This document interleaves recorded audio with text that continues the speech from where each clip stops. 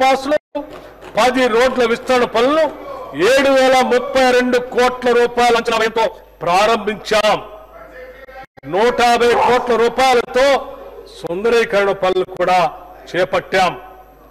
జలమండలి ద్వారా 2024లో పలు విప్లవాత్మక ప్రాజెక్టులు చేపట్టడం జరిగింది. ఉస్మాన్ సాగర్, హిమాయత్ సాగర్ జలాశయాలపై మొత్తం 20 MLD సామర్థ్యం కలిగిన 4 మురుగునీటి శుద్ధి కేంద్రాల నిర్మాణం చేపట్టాం.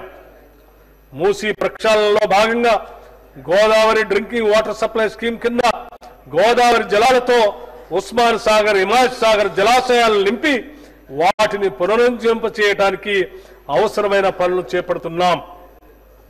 గత కొన్ని దశాబ్దాల కాలంగా ఎప్పుడూ పట్టించుకొని మ్యాన్ హోల్స్ పూడిక తీత పనులు ఒక స్పెషల్ డ్రైవ్ గా జలమండలి చేపట్టింది. 3,025 కిలోమీటర్ల మురుగునీటి లైన్లు శుభ్రం చేసి 2.39 లక్షల మ్యాన్ హోల్స్ లో పూడిక తీత పూర్తి చేయడం జరిగింది. ఫలితంగా ఇప్పటి వరకు మురుగునీటి వ్యవస్థకు సంబంధించిన ఫిర్యాదులు 20% మాత్రమే శాతానికి పైగా తగ్గాయి.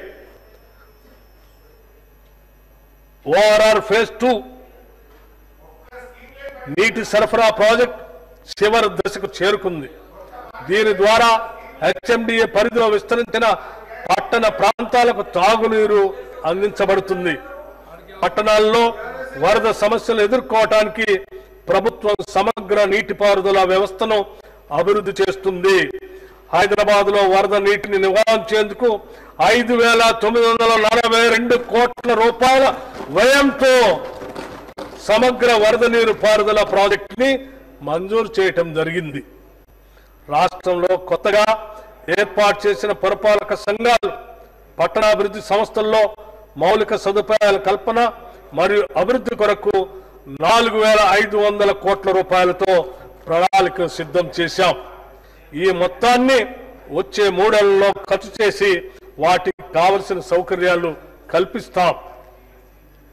రాష్ట్రానికే కాదు దేశానికే తలమానికంగా ఉండే మొట్టమొదటి నెట్ జీరో ఫ్యూచర్ సిటీని రూపొందించే దిశలో ప్రభుత్వం ఉంది. ప్రపంచంలోని అత్యుత్తమ నగరాలతో పోటీ పడేలా కాలుష్య రహితంగా అత్యంత ఆధునికంగా సకల సదుపాయాల కల్పనతో ఇది రూపొందుతుంది.